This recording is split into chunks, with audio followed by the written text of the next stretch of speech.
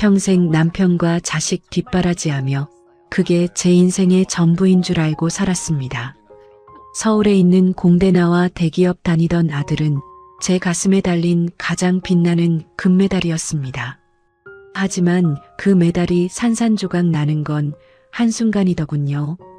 전 재산을 날리고 이혼까지 하고 돌아와 68 부모 등골을 빨아먹는 괴물이 된 42 아들.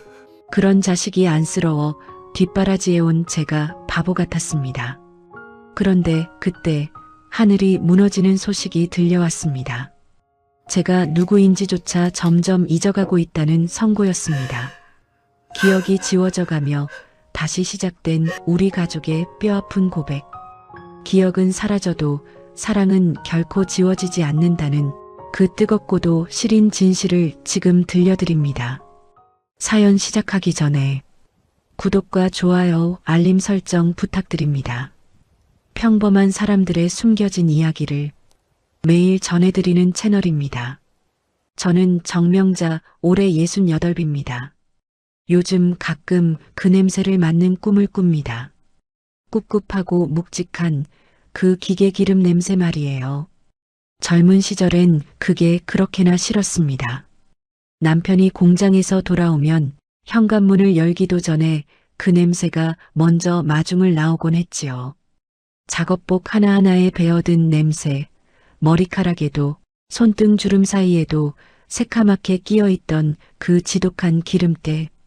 저는 그게 너무 싫어서 하루에도 수십 번씩 남편 옷을 빨아댔습니다.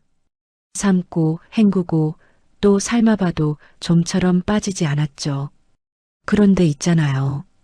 지금 생각해보면 그게 우리 가족을 먹여 살린 냄새였습니다. 세 식구가 굶지 않고 살 수 있었던 건 다 그 꿉꿉한 냄새 덕분이었어요. 남편의 등판에서 나던 그 기름 냄새가 우리 집을 지탱하는 향기인 줄을 그때는 미처 몰랐습니다. 저희 남편은 작은 공장을 운영했습니다. 그리 크지는 않았어요.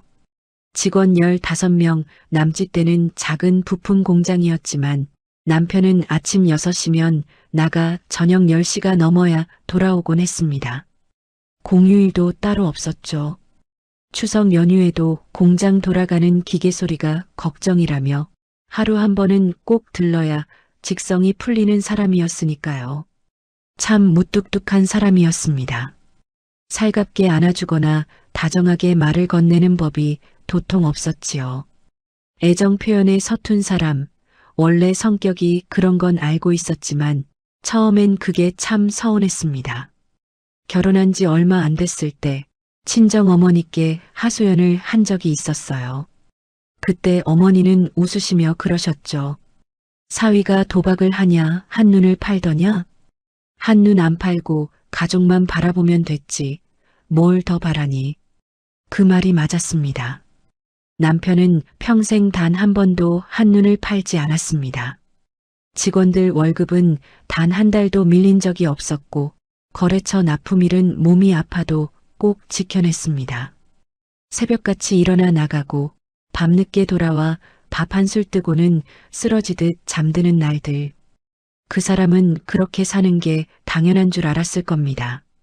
가장이니까 자기가 해야 하는 일이니까요. 저도 그게 당연한 줄로만 알았습니다. 그 시절엔 다들 그렇게 살았으니까요. 저는 전업주부로 살며 좋은 아내, 좋은 엄마가 되는 게 제 인생의 전부였습니다. 남편이 밥 한 그릇 뚝딱 비워줄 때, 아들이 국 더 달라고 그릇을 내밀 때, 저는 진심으로 행복했습니다. 공장이 잘 돌아가던 시절에는 집안에 웃음이 끊이지 않았습니다. 남편이 보너스를 받아오는 날이면 아들을 데리고 갈비집에 갔죠. 평소엔 어마디엄한 남편이 그날만큼은 아들 앞에 고기를 구워주며 많이 먹어라 하고 접시를 밀어주던 모습. 아들은 신이 나서 먹고 저는 그 부자를 바라보는 것만으로도 배가 불렀습니다. 그 장면이 아직도 눈에 선합니다. 남편은 자기 공장 얘기할 때만큼은 그 무뚝뚝한 얼굴에 웃음꽃이 피었습니다. 저도 기분이 참 좋았죠. 아, 저 사람에게 저게 자부심이구나 싶었거든요. 공장 가득 울려 퍼지던 기계 소리는 우리 가족의 자부심이었습니다. 그 소리가 멈추지 않는 한 우리 집은 언제나 괜찮을 거라고 믿었습니다. 아들은 하나뿐이었습니다. 결혼하고 몇 해 만에 어렵게 얻은 아이라 저희 부부에겐 참 귀한 자식이었죠. 남편은 아들에게 무척 엄했습니다. 공부를 못하면 크게 혼을 냈고 거짓말 한 번에 종아리를 때리기도 했습니다. 그 시절 아버지들이 자식 키우는 방식이 되게 그랬으니까요. 하지만 속으로는 아들을 얼마나 아꼈는지 모릅니다. 아들이 학교에서 상장을 받아온 날 남편은 밥상머리에서 그래, 됐다, 딱 한마디뿐이었지만 그날 밤 저에게는 우리 아들 제법이지? 하며 어깨를 으쓱해 보였습니다. 그 사람은 표현을 못한 것이지 마음이 없었던 게 아니었습니다. 저는 그걸 알았죠. 아마 아들은 몰랐겠지만요. 남편은 아들만큼은 자기처럼 살지 않기를 바랐습니다. 손에 기름때 묻히지 않고 살기를 간절히 바랐죠. 공장 바닥에서 무릎 꿇고 기계 들여다보는 삶 대신 깨끗한 사무실에서 넥타이 매고 앉아있기를 바랐습니다. 그래서 공부하라는 말을 입에 달고 살았나 봅니다. 저는 그 마음을 알기에 아들에게 늘 말했습니다. 아버지가 엄하신 게 아니라 너를 아끼시는 거야. 목소리가 크신 거지 마음이 차가운 게 아니란다. 아들이 얼마나 이해했는지는 모르겠습니다. 그저 고개만 끄덕이고 방으로 쏙 들어가 버렸으니까요. 그 시절 저는 참 바쁘게 살았습니다. 새벽같이 일어나 도시락 싸고 아들 깨워 학교 보내고 청소하고 빨래하고 틈틈이 반찬 만들어 놓고는 저녁 준비를 했죠. 퇴근한 남편 밥상 차려주고 아들 숙제 봐주고 나서야 겨우 혼자 앉아 텔레비전을 보다 잠이 들었습니다. 살림에는 휴일이 없었지만 힘들다는 생각은 별로 안 했습니다. 그게 제 일이었고 그걸 잘 해내는 게 제 보람이었으니까요. 남편이 다녀왔어 하고 들어와 조용히 밥을 먹는 모습만 봐도 오늘 하루도 잘 보냈구나 싶었습니다. 아들이 다녀왔습니다 하고 신발을 벗으면 그게 참 좋았습니다. 그 작은 일상들이 저에게는 행복이었습니다. 지금도 가끔 생각합니다. 그때로 돌아갈 수만 있다면 그 냄새 나는 작업복을 좀 더 오래 들고 있어 줄걸. 빨리 빨아 없애려 하지 말고 그 냄새가 어떤 의미인지 좀 더 깊이 느껴볼걸. 남편이 퇴근해 현관 들어서는 소리가 들릴 때 어서 와요 하고 한마디 더 다정하게 건넬걸. 그때는 너무 바쁘게만 사느라 그 순간순간이 얼마나 소중한지 몰랐습니다. 모든 게 당연한 것처럼 지나갔거든요. 남편은 내일도 공장에 아침 일찍 나갈 거라고 생각했던 당연한 믿음, 그 평범한 하루가 얼마나 귀한 선물인지 그때는 정말 몰랐습니다. 공장의 기계 소리가 멈추기 전까지는 말이죠. 저희 아들은 공대를 나왔습니다. 서울에 있는 대학교였어요. 남편은 밥상 앞에서 아무 말도 하지 않았습니다. 그저 숟가락을 들고 묵묵히 밥만 먹었죠. 그런데 그날 저녁 남편이 공장에 전화를 한 통 하더라고요. 공장에서 제일 오래된 직원에게 말입니다. 우리 아들 서울에 있는 공대 붙었다. 그게 다였습니다. 저는 부엌에서 설거지하다가 그 소리를 들었지요. 그 짧은 한마디에 얼마나 많은 마음이 담겨 있는지 알기에 눈물이 나려는 걸 꾹 참았습니다. 아들이 대학에 들어가고 나서부터 남편이 조금 달라졌습니다. 말이 많아진 건 아니에요. 원래 과묵한 사람이 갑자기 수다스러워질 리가 있겠습니까? 그런데 공장 거래처 사장들이 모이는 자리에 가면 자기도 모르게 아들 얘기가 슬금슬금 흘러나왔나 봅니다. 제가 어떻게 알았냐고요? 나중에 거래처 사모님들한테 다 들었거든요. 남편분이 아드님 자랑을 얼마나 하시는지 서울에 있는 명문 공대 다닌다고 아주 입이 마르도록 칭찬하시더라고요. 저는 그 말을 듣고 혼자 몰래 웃었습니다. 집에서는 한마디도 안 하더니 밖에 나가선 그러고 다니셨구나 싶어서요. 직원들한테도 마찬가지였습니다. 아들이 방학 때 공장에 잠깐 들른 날 남편이 직원들에게 슬쩍 그랬답니다. 우리 아들이다. 서울서 공부하고 있어. 목소리는 아무렇지 않은 척 무심했어도 얼굴에 피어나는 웃음은 숨길 수가 없었다고들 하더군요. 아들은 졸업 후 대기업에 취직했습니다. 합격 발표가 나던 날 저는 그만 펑펑 울고 말았습니다. 남편은 역시나 아무 말도 없었지요. 그저 평소보다 저녁 밥을 한 그릇 더 든든히 먹더군요. 그게 그 사람만의 축하 방식이었습니다. 회사에서도 아들은 참 성실했습니다. 야근도 마다치 않고 출장도 잦았지만 불평 한 번 하는 법이 없었어요. 저걸 보니 역시 아버지를 쏙 빼닮았구나 싶었습니다. 그러다 회사에서 만난 사람이 바로 며느리였습니다. 같은 부서 동료였다고 하더군요. 처음 인사를 하러 데려왔을 때 인상이 참 똑부러지고 좋았습니다. 말도 조리 있게 잘하고 옷차림도 어찌나 단정한지 대학원까지 나온 재원이었지요. 남편은 그날도 별말 없이 밥만 같이 먹고 배웅해 주었습니다. 그런데 며느리가 돌아간 뒤에 저에게 한마디 하더군요. 괜찮은 것 같더라. 그 사람에게는 그게 최고의 칭찬이었습니다. 결혼식 날을 지금도 잊을 수가 없습니다. 하객이 참 많이도 왔었죠. 남편 거래처 사람들부터 공장 직원들까지 하나도 빠짐없이 다 모였습니다. 남편이 예식장 입구에서 오는 손님마다 악수를 하는데 얼굴이 그렇게 환할 수가 없었습니다. 평생 살며 그렇게 활짝 웃는 모습은 처음 봤어요. 저는 그날 남편의 얼굴을 보면서 아, 이 사람이 오늘 참 행복하구나 싶어 마음이 뭉클했습니다. 아들이 혼인서약을 하고 며느리의 손을 잡는 순간 저는 결국 참았던 눈물을 쏟고 말았습니다. 옆에 있던 남편이 작게 핀잔을 주더군요. 왜 울어?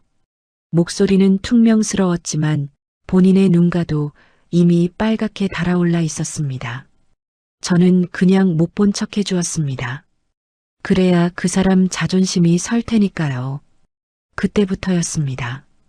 주변 사람들이 아들 소식을 물어오면 제 어깨가 절로 으쓱해졌습니다.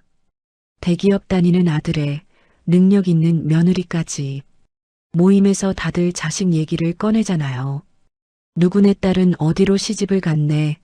누구네 아들은 직장이 어떻네. 그런 자리에서 저는 언제나 당당히 할 말이 있었습니다. 지금 생각하면 참 부끄러운 일입니다.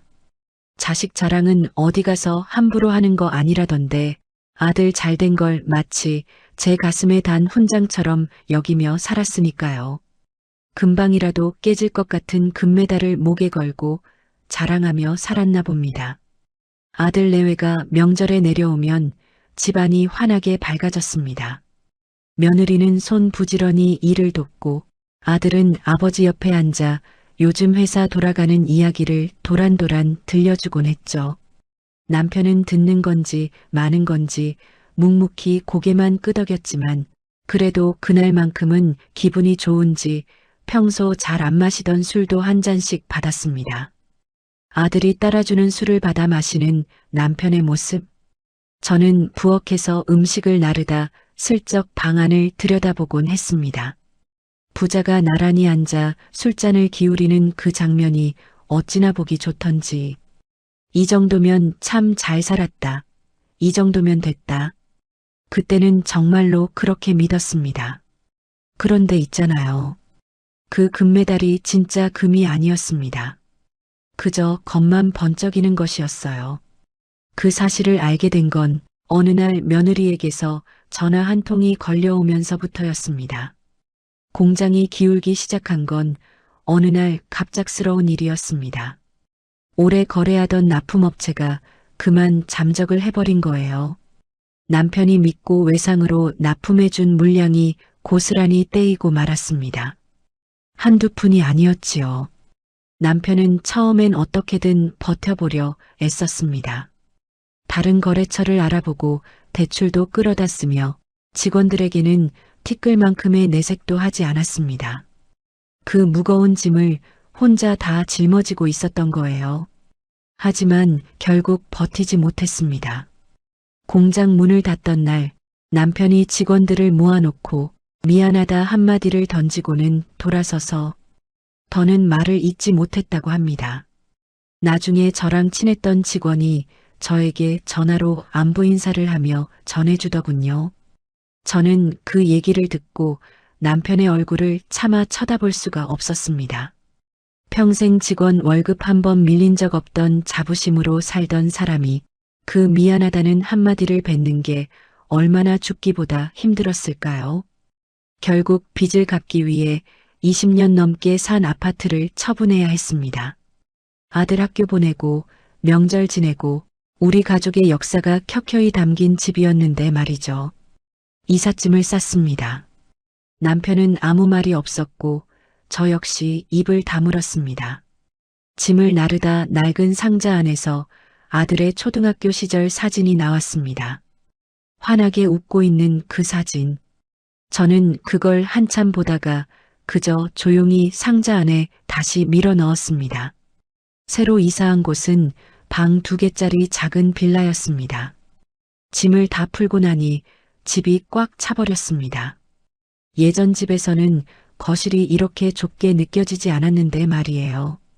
남편은 짐 정리를 다 끝낸 뒤 한참 동안 창밖을 응시하다가 나직이 말했습니다. 됐어. 이 정도면 사는데 지장 없어. 저는 그 말에 차마 대답을 할 수 없었습니다. 그날 이후 남편은 경비 일을 시작했습니다. 평생을 사장으로 살던 사람이 이제는 아파트 경비복을 입고 현관을 나서는 겁니다. 처음 그 옷을 입고 나가는 날 저는 배웅을 하다 그만 눈물이 터질 것 같아 남편에게 들킬까봐 얼른 집 안으로 숨어 들어왔습니다. 저 역시 일자리를 구했습니다. 동네 식당 주방이었죠. 불판을 닦고 설거지를 하는 일이었습니다. 처음엔 손이 다 텄습니다. 손등이 갈라지고 쓰라려 견디기 힘들었죠. 그래도 괜찮았습니다. 저도 벌어야 했으니까요. 그러던 어느 날 오후였습니다. 남편은 경비 일을 하러 나간 뒤였고 저는 식당 출근 전 잠깐 집에서 숨을 돌리고 있었죠. 그때 핸드폰이 울렸습니다. 며느리였습니다. 어머니, 저예요. 목소리가 이상했습니다. 평소엔 누구보다 밝고 또렷하던 아이가 목이 꽉 잠겨 있었거든요. 왜 무슨 일 있니? 잠깐의 정적이 흘렀습니다. 그러더니 참았던 울음이 터져 나왔습니다. 어머니, 저 너무 힘들어요. 저는 그 순간 심장이 덜컥 내려앉는 것 같았습니다. 아무 말도 못한 채 그저 손에 든 전화기를 꽉 쥐고 있을 뿐이었죠. 이야기는 길었습니다. 며느리는 한참을 울며 그간의 사정을 쏟아냈습니다. 처음엔 주식이었다고 하더군요. 아들이 조금씩 시작했는데 처음엔 돈이 좀 벌렸나 봅니다. 그게 화근이었습니다. 돈이 되니 욕심이 생겼고 더하다 보니 코인에까지 손을 댔다고 했습니다. 어머니, 저 몰래 저희 집 전세 보증금도 넣었어요. 그 말에 저는 숨이 턱 막혔습니다. 얼마나 넣었니? 전부 다요. 거기다 회사 동료한테도 빌리고 빚까지 졌다고 했습니다. 아들은 회사도 그만뒀다고 했어요. 그 번듯하던 직장을 부모의 유일한 자랑이었던 그 자리를 스스로 내려놓은 겁니다. 전화기를 든 손이 덜덜 떨렸습니다. 어디서부터 무엇을 물어야 할지조차 몰랐습니다. 그저 수화기 너머로 들려오는 며느리의 애처로운 울음소리를 묵묵히 듣고만 있었지요. 거기가 끝이 아니었습니다. 며느리는 아이 얘기도 꺼냈습니다. 자기는 아이를 갖고 싶지 않다고, 일도 커리어도 소중한 지금 상황에서 아이는 무리라고 생각했다고요. 그런데 아들은 아이를 간절히 원했다고 합니다. 그게 아주 오래된 갈등이었다고 말이죠. 맨날 그것 때문에 싸웠어요, 어머니. 저는 이제 지쳐서 더는 못하겠어요. 저는 그 말을 들으며 아들 생각을 했습니다. 제 아이를 얼마나 갖고 싶었을까. 그걸 차마 입 밖으로 꺼내지도 못하고 혼자 속으로 삼키고 있었을 아들이 떠올라 가슴이 아릿했습니다. 그러면서도 한편으로는 며느리가 이해되기도 했습니다. 며느리 말이 틀린 게 하나 없었으니까요. 저는 어느 쪽 편도 들어줄 수가 없었습니다. 어머니, 저 이혼하려고요. 그 말이 나왔을 때 저는 정말이지 아무런 말도 할 수 없었습니다. 한참이 지나서야 겨우 메마른 입술을 떼었죠. 그래, 참 많이 힘들었겠구나. 그게 전부였습니다. 더 보탤 말이 없었어요. 전화를 끊고 나서 저는 한동안 그 자리에 못 박힌 듯 앉아 있었습니다. 핸드폰을 무릎 위에 올려놓고 멍하니 빈 벽만 바라보았죠. 금방이라도 깨질 것 같은 빛나던 금메달, 그 귀하던 메달이 그날 아주 산산조각이 나버렸습니다. 얼마 후 아들이 왔습니다. 이혼을 하고 짐 가방 하나 달랑 들고서요. 42살이었습니다. 현관에 서 있는 아들의 얼굴을 보았을 때 저는 아무런 말도 할 수 없었습니다. 그저 들어와라 했을 뿐입니다. 남편은 등을 돌린 채 아들을 쳐다보지도 않았습니다. 그 좁은 빌라에 세 식구가 다시 모였습니다. 그렇게 불편한 동거가 시작되었습니다. 방 2개짜리 작은 빌라였지요. 남편이랑 저는 안방을 쓰고 아들은 작은 방 하나를 차지했습니다. 짐 가방 하나 달랑 들고 들어온 아들이었는데 며칠이 지나자 방 안이 금세 가득 차더군요. 택배가 하나둘 들어오더니 커다란 모니터가 들어오고 번쩍거리는 키보드며 게임용 의자까지 들어왔습니다. 저는 그걸 보면서도 아무 말도 하지 않았습니다. 마음이 오죽 힘들면 저럴까 싶어서요. 지금아 생각해보면 후회합니다. 네 앞가림 네가 해야 한다고 단호하게 내쳤어야 했는데 좀 쉬다 보면 다시 일어서겠지. 그때는 그저 그렇게만 생각했습니다. 아들의 하루는 늘 똑같았습니다. 해가 중천에 뜰 때쯤 일어나 밥을 먹고는 방으로 쏙 들어가면 밤새 나오지 않았지요. 닫힌 문틈으로는 기분 나쁜 게임 소리만 새어나왔습니다. 자판 두드리는 소리, 컴퓨터에서 흘러나오는 알 수 없는 소리들. 거실은 전기세라도 아껴보겠다고 불도 잘 켜지 않았습니다. 남편이랑 저는 어두컴컴한 거실에 앉아 텔레비전 볼륨을 최대한 낮춰놓고 멍하니 앉아있곤 했지요.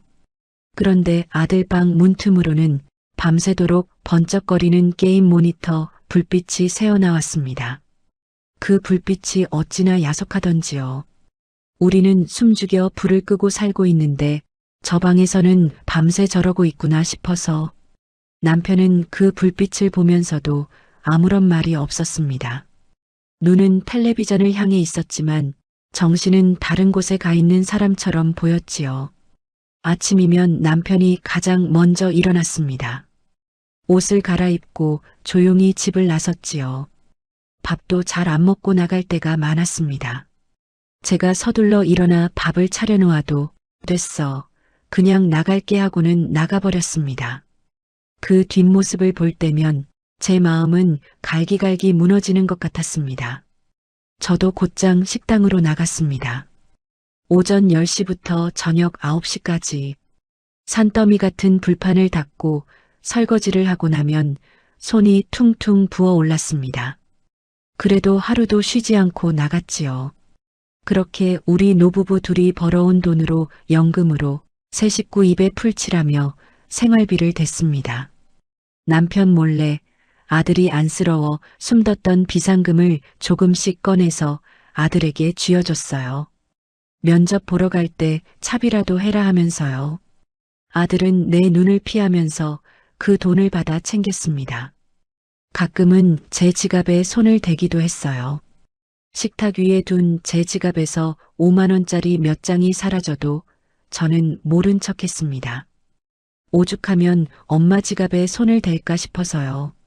나중에야 알게 된 일인데 그 돈 중 일부가 아들 게임 아이템을 사는데 들어가고 있었습니다. 식당 불판 닦아번 돈으로 42 먹은 아들의 게임 칼 한 자루를 사주고 있었던 겁니다. 그 사실을 알았을 때 저는 그냥 아무 말도 할 수가 없었습니다. 다 제가 자초한 일이니까요. 무슨 말을 어떻게 해야 할지 도저히 알 수가 없었거든요. 결국 참다 못한 남편이 먼저 터졌습니다. 어느 날 저녁이었죠. 남편이 경비 일을 마치고 녹초가 되어 들어왔는데 아들 방에서는 또 그놈의 게임 소리가 새어나오고 있었습니다. 남편이 아들 방 앞에 딱 멈춰서더니 문을 거칠게 두드렸습니다.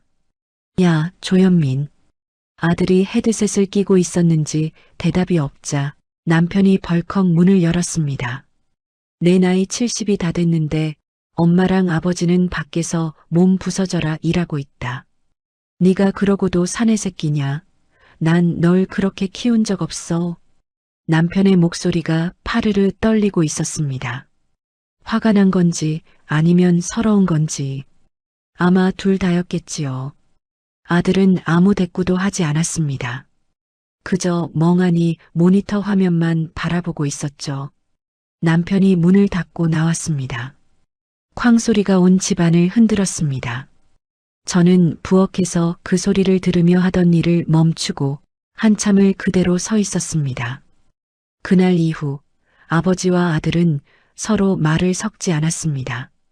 밥상을 같이 마주해도 눈길 한 번 주고받지 않았지요. 남편은 아들 쪽을 아예 없는 사람 취급하며 보지 않았고 아들은 밥만 입에 밀어넣고는 곧장 방으로 숨어들었습니다. 저는 그 사이에서 이쪽 눈치, 저쪽 눈치를 보며 오늘 날씨가 춥네. 반찬이 좀 짠가? 하고 억지로 말을 꺼내봤지만 분위기는 좀처럼 풀리지 않았습니다. 밥상이 그렇게 무거울 수가 없었습니다. 아들은 밤마다 코인 유튜브를 보았습니다. 이어폰을 끼고 침대에 누워 몇 시간이고 그 화면만 쳐다봤지요. 가끔 방문이 살짝 열려 있을 때면 소리가 흘러나왔습니다. 이번 달 안에 반드시 반등합니다. 지금이 바닥입니다. 저점 매수 기회예요. 저는 그 소리를 들을 때마다 가슴이 턱턱 막혔습니다. 저 소리가 우리 아이를 저렇게 망가뜨린 건데 전 재산을 날리게 한 것도 결국 저 소리들인데 그걸 뻔히 알면서도 또 듣고 있구나 싶어서요. 한 번은 큰맘 먹고 조심스럽게 말을 붙여봤습니다. 현민아, 그 유튜브 좀 그만 봐라. 보면 내 마음만 더 힘들어지잖니. 아들이 대답이 없길래 마른 침을 한번 삼키고는 진짜 하고 싶었던 말을 꺼냈습니다. 그리고 일자리는 좀 알아보고 있니? 이제 너도 마음 잡고 어디 가서 일이라도 시작해야지. 엄마랑 아버지가 언제까지 너 뒷바라지할 수도 없는 노릇이고. 그랬더니 아들이 얼굴을 찌푸리며 쏘아붙이더군요. 엄마는 몰라. 내가 지금 어떤 상황인지 알지도 못하면서 왜 자꾸 잔소리야? 나도 다 생각이 있어서 이러는 거라고. 그 모진 말에 저는 더 이상 아무 말도 하지 못했습니다. 어쩌면 맞는 말일 수도 있으니까요. 저는 정말로 저 아이의 속을 모르니까요. 그 시절 저는 매일 밤 잠을 이루지 못했습니다. 남편 옆에 누워 멍하니 천장만 바라보았지요. 저쪽 방에서 희미하게 들려오는 자판 두드리는 소리를 들으며 생각했습니다. 내가 대체 뭘 잘못한 걸까? 저 아이를 어디서부터 어떻게 잘못 키운 걸까? 더 모질게 했어야 했을까? 아니면 더 따뜻하게 품어줬어야 했을까? 아무리 고민해도 답은 없었습니다. 남편도 잠들지 못한 것 같았습니다. 숨소리가 너무나 고요했거든요. 잠든 사람의 숨소리가 아니었습니다. 우리 둘 다 누워서 뜬 눈으로 밤을 지새우고 있었습니다. 서로가 깨어 있다는 걸 뻔히 알면서도 우리는 아무런 말도 나누지 않았습니다. 그 깊은 침묵이 참으로 길고도 시렸습니다. 남편은 쉬는 날이면 꼭 제가 일하는 식당으로 퇴근 시간에 맞춰 마중 나왔습니다. 말없이 식당 앞에 듬직하게 서 있으면 저는 앞치마를 벗고 나갔습니다. 그렇게 둘이 나란히 걸어서 집으로 왔지요. 특별한 대화는 없었습니다. 그저 나란히 보폭을 맞춰 걸었습니다. 가끔은 슈퍼에 들러 두부 한 모나 계란 한 판을 사들고 오기도 했습니다. 남편이 무거운 걸 들고 저는 가벼운 봉지 하나 달랑 들고서요. 그 시간이 참 좋았습니다. 하루 중에 그나마 숨통이 탁 트이는 시간이었거든요. 집에 들어가면 또 그 무겁고 답답한 공기가 우리를 기다리고 있으니까요. 그런데 그 무렵부터였습니다. 제가 좀 이상해지기 시작했어요. 처음엔 그저 피곤해서 그런가 보다 했습니다. 워낙 일이 고되기도 했고 식당 주방 일이 보통 일이 아니었으니까요. 그러던 어느 날 국을 끓이다가 소금을 엄청나게 쏟아부은 겁니다. 소금을 한 번 넣었는지 두 번 넣었는지 도통 기억이 나질 않았어요. 아들이 국 한 술을 뜨더니 인상을 팍 쓰며 쏘아붙였습니다. 엄마, 이거 무슨 맛이야? 짜서 못 먹겠네, 진짜. 저는 당황해서 미안해했지만 속으로는 정말 왜 이러나 싶어 이상했습니다. 제가 평생 국간 한 번 틀린 적이 없던 사람인데 말이죠. 며칠 뒤엔 가스불을 켜놓고 멍하니 창밖을 보고 있었습니다. 얼마나 그러고 서 있었는지 모르겠어요. 퇴근에 들어온 남편이 깜짝 놀라 말했습니다. 당신 가스불 켜놨어. 제가 그제야 정신이 번쩍 들었습니다. 어머, 내가 왜 이러지? 까맣게 타버린 냄비. 남편이 아무 말 없이 불을 끄는데 그 눈빛이 평소와 달랐습니다. 깊은 걱정이 서린 눈빛이었죠.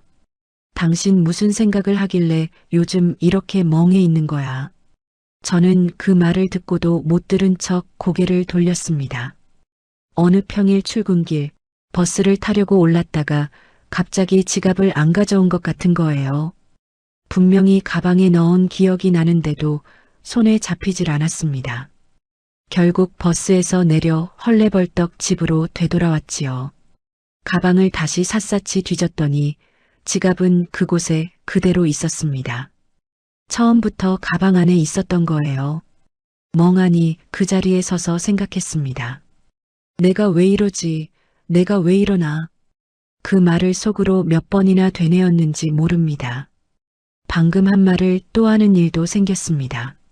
남편에게 식당 일을 얘기하다가 똑같은 말을 두 번이나 했는데 남편 표정이 뭔가 굳어지더군요. 그 얘기 방금 했잖아. 제가 무안해서 웃으며 넘겼습니다. 아이고, 내가 나이를 먹긴 먹었나 봐. 남편이 그냥 고개를 끄덕였지만 눈은 전혀 웃고 있지 않았습니다. 저 역시 억지로 지은 웃음이 오래가지 못했지요. 그러던 어느 저녁 제가 핸드폰을 찾고 있었어요. 분명히 방금 전까지 손에 들고 있었는데 어디에 뒀는지 도저히 기억이 나질 않았습니다. 거실, 부엌, 화장실, 안방을 몇 번이나 왔다 갔다 하며 허둥지둥 찾고 있었지요. 그걸 보던 아들이 소파에 비스듬히 누운 채 피식 웃으며 말하더군요. 엄마, 그거 손에 들고 있잖아. 진짜 치매 아냐? 왜 이래 정말 동네 창피하게. 그 말이 가슴에 비수처럼 박혔습니다. 창피하게. 그 단어가 어찌나 아프던지요. 제가 아무 말도 못하고 멍하니 서 있는데 남편이 벌떡 일어났습니다. 야, 이 자식아. 우렁찬 목소리가 온 집안을 쩌렁쩌렁 울렸습니다. 네가 지금 엄마한테 창피해?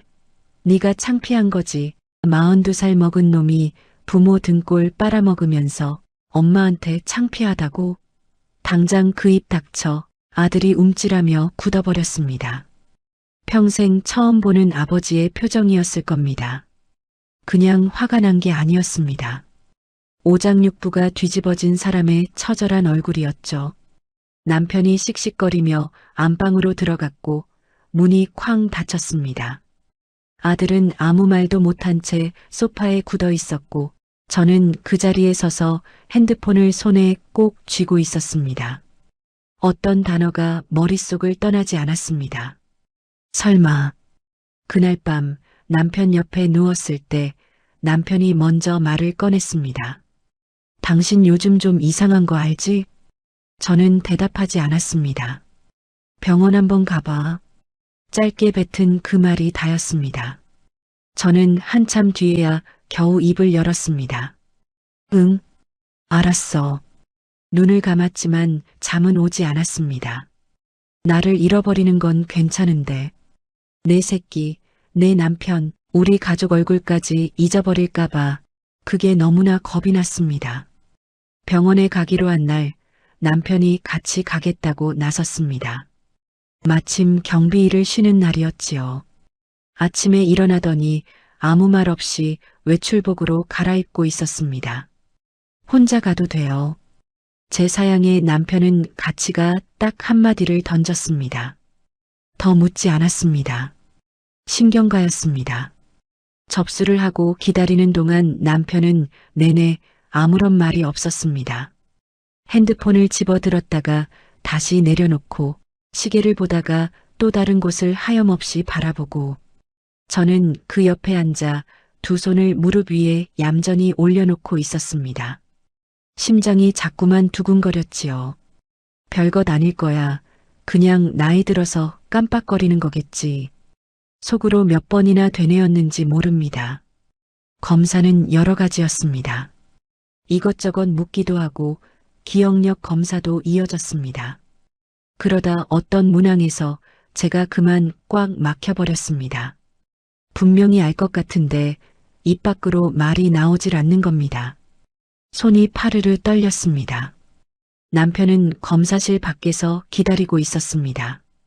저 혼자 들어가 있는데 괜히 밖에 남편 생각이 났습니다. 저 사람이 밖에서 얼마나 불안할까 싶어서요. 결과를 듣는 자리에 남편도 함께 들어갔습니다. 의사 선생님이 여러 말씀을 하셨는데 솔직히 말하면 다 들리지는 않았습니다. 치매 초기. 그 단어 하나만 귀에 박히고 나머지는 그냥 흘러가 버렸습니다. 남편이 의사 선생님께 무언가를 물어봤지만 저는 그 목소리조차 멀게만 느껴졌습니다. 정신이 어디 딴 데 가 있었거든요. 병원을 나왔습니다. 햇빛이 유독 눈부셨어요. 이상하게 그게 기억에 남습니다. 그날따라 햇빛이 참 밝았다는 게 말이죠. 남편이 조용히 말했습니다. 밥 먹고 가자. 저는 고개를 저었습니다. 시장 들렀다가요. 반찬거리 사야 해. 남편이 잠깐 저를 바라보더니 아무 말 없이 같이 시장으로 걸었습니다. 시장에서 저는 고기를 샀습니다. 아들이 어릴 때부터 참 좋아하던 고기였습니다. 불고기감이랑 제육볶음감을 넉넉히 사서 검은 봉지에 담아들고 나왔습니다. 남편은 그 봉지를 보면서도 저도 남편을 보면서도 아무런 말이 없었습니다. 그저 나란히 걸을 뿐이었습니다. 치매 초기 판정을 받고 나서 아들 줄 고기 반찬거리를 사들고 집으로 가는 엄마. 도대체 엄마라는 게 뭔지 저도 잘 모르겠습니다. 집에 와서 안방에 누웠습니다. 참 피곤했습니다. 몸이 피곤한 건지 마음이 피곤한 건지 천장을 보고 누워 있다가 가만히 눈을 감았습니다. 한참 뒤에 일어나 화장실로 들어갔습니다. 세면대 앞에 서서 거울을 보는데 거울 속에 저와 눈이 마주친 그 순간 눈물이 왈칵 쏟아졌습니다. 소리가 밖으로 셀까봐 두 손으로 입을 틀어막았습니다. 흑흑 소리가 새어나왔습니다. 막으면 막을수록 울음은 더 터져나왔습니다. 내가 왜 이런 병에 걸렸을까? 내가 대체 뭘 잘못한 걸까? 내가 인생을 잘못 산 건 아닐까? 온갖 생각들이 파도처럼 밀려왔습니다. 그러다 아들 생각이 났습니다. 저 철없는 아들, 저 한심한 내 새끼. 그런데도 저 아이가 걱정이 됐습니다. 내가 없으면 저 아이는 어떡하나. 미우나 고우나 내 새끼인데 제대로 밥은 먹고 살까? 병이 겁난 게 아니었습니다. 가족을 두고 가는 게 겁이 났습니다. 화장실 바닥에 주저앉아 입을 막고 한참을 울었습니다. 얼마나 지났을까요? 일어나 세수를 하고 거울을 다시 봤습니다. 눈이 퉁퉁 부어 있더군요. 찬물로 몇 번 눈가를 두드리고는 화장실 문을 열고 나왔습니다. 부엌에 가서 사온 고기를 냉장고에서 꺼내 아무 일 없다는 듯 저녁 준비를 시작했습니다. 저녁을 먹고 제가 설거지를 하고 있을 때였습니다. 남편이 자리에서 일어나 아들 방으로 걸어갔습니다. 저는 손을 멈추고 귀를 기울였습니다. 노크 소리가 났습니다. 들어간다. 잠시 후 방문이 열리는 소리와 함께 남편의 낮고 무거운 목소리가 들렸습니다. 엄마 오늘 병원 다녀왔다. 치매 초기란다. 잠깐 침묵이 흘렀습니다. 이제는 제발 정신 차려라. 못하겠으면 나가서 남처럼 살던가. 내가 이러고 있을 때가 아니야. 남편의 목소리가 떨리고 있었습니다. 화가 난 목소리가 아니었습니다. 이제 더는 그러면 안 된다는 아버지의 마지막 간청 같은 말이었지요. 잠시 후 아들이 울기 시작했습니다. 처음엔 작게 훌쩍이다가 점점 소리가 커졌습니다. 평생 아버지 앞에서 울지 않던 아이가 어깨를 들썩이며 오열하고 있었습니다. 남편의 목소리는 더 들리지 않았습니다. 남편도 차마 말을 잇지 못하는 것 같았습니다. 저는 설거지하다 만 손을 들고 그 자리에 얼어붙은 듯 서 있었습니다. 물이 손끝에서 뚝뚝 떨어졌습니다. 발걸음이 거실로 향했습니다. 아들 방 앞까지 가서 문에 등을 기대고 섰습니다. 안에서 아들의 통곡 소리가 들리고 남편의 낮은 한숨 소리가 들려왔습니다. 저는 그 문에 기댄 채 다시 입을 틀어막았습니다. 아까 화장실에서 다 울었다고 생각했는데 눈물이 멈추지 않고 흘러내렸습니다. 우리 세 식구가 그렇게 얇은 문 하나를 사이에 두고 다 함께 울고 있었습니다. 한참 후에 방으로 들어왔습니다. 남편이 불을 끄고 누웠습니다. 하지만 우리 둘 다 알고 있었죠. 잠은 이미 저 멀리 달아나 버렸다는 걸요. 한참의 무거운 정적을 깨고 어둠 속에서 그이의 낮은 목소리가 흘러나왔습니다. 당신 아팠는데 내가 몰랐어. 그동안 눈치도 못 채고 정말 미안해. 저는 어두운 천장을 멍하니 바라보다가 담담하게 대답했습니다. 당신이 어떻게 알아? 나도 몰랐는데. 그냥 나이 들어 그런 줄 알았지. 남편은 말이 없었습니다. 그러다 이불 위로 조심스럽게 제 손을 찾아 얹더군요. 꼭 쥐지도 못하고 그저 조심스럽게 올려만 놓은 그 손이 파르르 떨리고 있었습니다. 저도 그 손을 빼지 않고 가만히 두었습니다.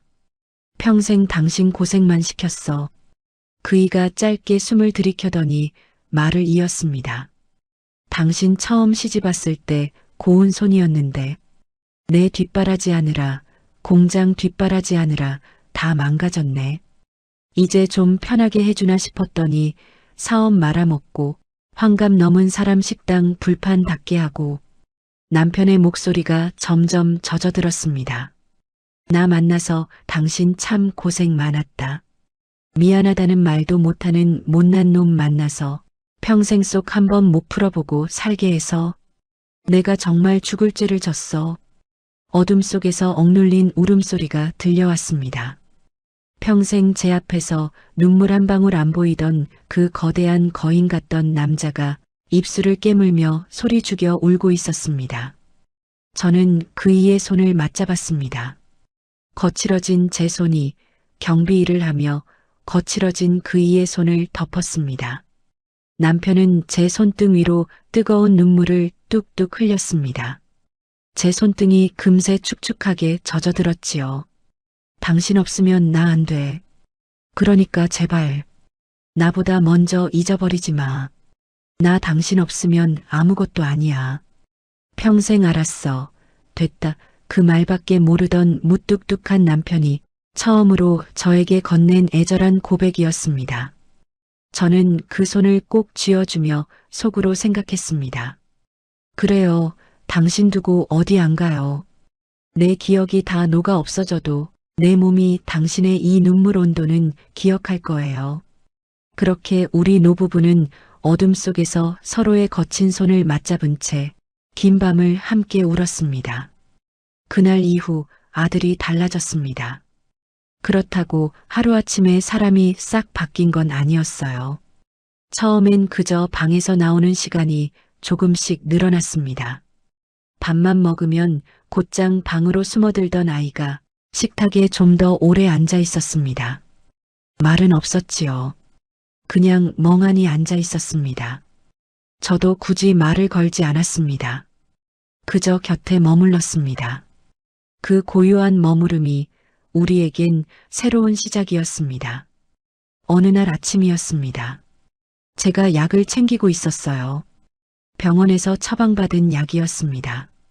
아침마다 꼭 먹어야 하는 것인데 요즘 들어 자꾸만 깜빡할 때가 많았습니다. 그런데 방에서 나온 아들이 부엌으로 오더니 아무 말 없이 약통을 집어들었습니다. 오늘 날짜가 적힌 칸을 열어 제 손바닥 위에 약 하나를 가만히 올려주더군요. 엄마, 약. 그게 다였습니다. 그러고는 쓱 돌아서서 세수를 하러 갔지요. 저는 손바닥 위에 약을 한참이나 내려다보았습니다. 울면 안 된다. 울면 아이가 미안해한다. 속으로 되뇌며 얼른 물 한 잔과 함께 약을 삼켰습니다. 드디어 아들 방의 모니터가 꺼졌습니다. 어느 날 밤에 보니 문틈으로 새어나오던 그 번쩍거리는 도깨비불 같은 불빛이 사라졌더군요.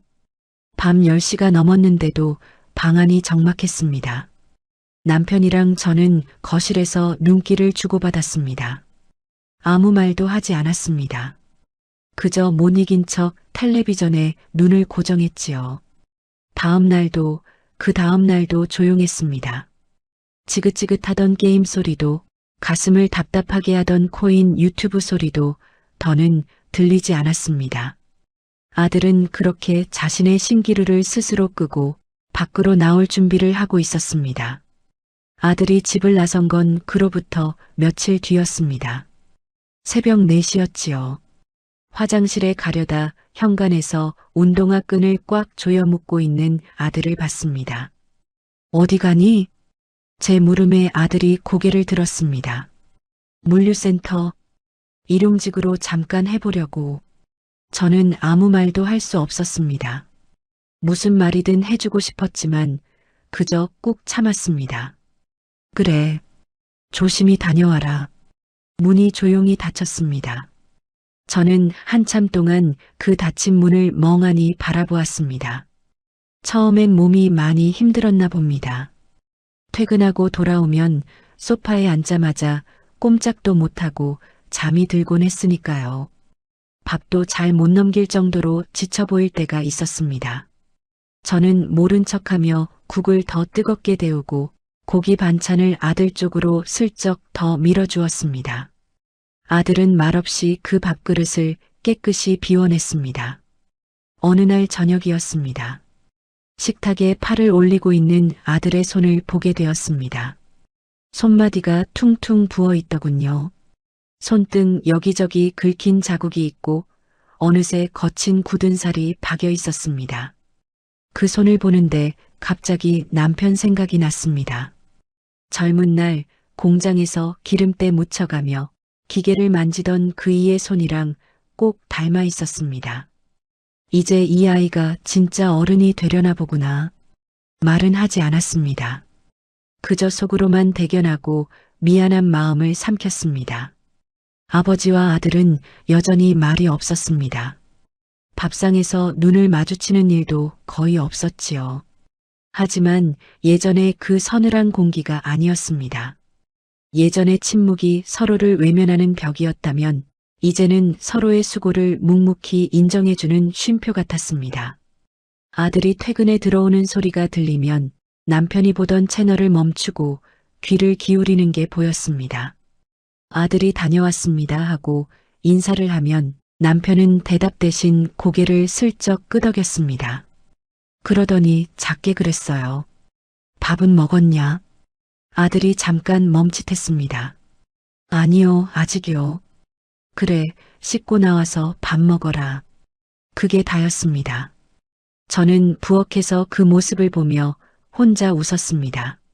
남편의 그 작은 몸짓 하나, 용기 내 건넨 말 한마디가 제 마음엔 더 큰 위로가 되었습니다. 주말엔 셋이서 산책을 나갔습니다. 아들이 먼저 엄마 바람 좀 쐬러 가자 하더군요. 남편은 못 이기는 척 외출복을 챙겨 입었습니다. 동네 공원을 셋이서 나란히 걸었습니다. 남편이 앞서 걷고 아들이 제 곁에서 걸음을 맞췄습니다. 그러다 아들이 슬그머니 제 손을 잡았습니다. 깜짝 놀랐습니다. 이 다 큰 아이가 언제 마지막으로 내 손을 잡았었나 싶어서요. 아무 말하지 않았습니다. 그저 그 거칠어진 손을 꼭 맞잡았습니다. 앞서 걷던 남편이 슬쩍 뒤를 돌아봤습니다. 우리가 손을 맞잡은 걸 봤겠지요. 남편은 아무 내색 없이 다시 앞을 보고 걸었지만 그 걸음이 눈에 띄게 느려졌습니다. 우리가 뒤처지지 않게 속도를 맞춰주는 그 마음이 참 좋았습니다. 아들은 물류센터 일을 하면서도 밤이면 자기 전공을 살릴 일자리를 찾기 시작했습니다. 원래는 유능한 엔지니어였으니까요. 엄마, 이력서 좀 다듬어 봤어. 중소기업이라도 좋으니까 밑바닥부터 다시 지원해 보려고. 그 말에 눈시울이 뜨거워졌지만 꾹 참았습니다. 그래, 잘 될 거다. 우리 아들이니까. 더 많은 말을 얹고 싶었지만 누르고 또 눌렀습니다. 스스로 일어서려는 아이에게 제 걱정이 오히려 짐이 될까 봐서요. 부모는 그저 묵묵히 믿어주는 것밖엔 해줄 게 없다는 걸 이제야 알 것 같습니다. 제 기억은 이제 조금씩 더 흐려지고 있습니다. 어떤 날은 아무렇지 않게 지나가지만 어떤 날은 내가 왜 부엌에 서 있는지조차 기억이 나질 않습니다. 남편에게 방금 한 말을 또 물어보기도 합니다. 하지만 괜찮습니다. 아침마다 아들이 제 약을 챙겨주고 저녁이면 우리 세 식구가 마주 앉아 밥을 먹습니다. 지금 저한테는 이것이 세상 그 무엇보다 귀한 전부입니다. 인생을 다 살고 나서야 깨닫습니다. 자식은 내 뜻대로 빚는 지늘기 아니라는 것을요. 무조건 감싸고 품어주는 것만이 사랑인 줄 알았는데 그게 아니었습니다. 때로는 모진 말로 깨우쳐야 했고 때로는 벼랑 끝으로 등 떠밀어 스스로 날아오르게 해야 했습니다. 부모라는 이름으로 그 역할을 제대로 못했던 것이 자꾸만 후회가 됩니다. 그래도 지금 이 아이가 저렇게 단단하게 제 발로 서려고 애쓰고 있으니 제 기억은 조금씩 지워져도 괜찮습니다. 내 아들이 저렇게 다시 일어서고 있으니까요. 어느 저녁이었습니다. 아들이 제 옆에 나란히 앉아 다시 손을 잡더군요. 엄마. 응, 현민아. 내가 엄마 기억할게. 엄마는 이제 힘들게 다 기억하려 하지 말고 그냥 기억하고 싶은 것만 기억해. 그 말에 저는 한참 동안 아무 대답도 할 수 없었습니다. 기억은 사라져도 사랑은 남는다는 말, 그 말이 이제야 가슴에 와닿습니다. 아들의 손이 참 크고 따뜻했습니다. 그 따뜻함이 젊은 날의 남편 손과 꼭 닮아 있었습니다. 그걸로 됐습니다. 정말로 그걸로 충분합니다. 제 목소리에 끝까지 귀 기울여 주셔서 감사합니다. 전해드린 이야기가 마음 한구석에 작은 울림이 되었기를 바랍니다. 여러분의 일상이 늘 온전히 평온하시길 바라며 귀한 시간 내어 끝까지 함께 해주셔서 진심으로 고맙습니다.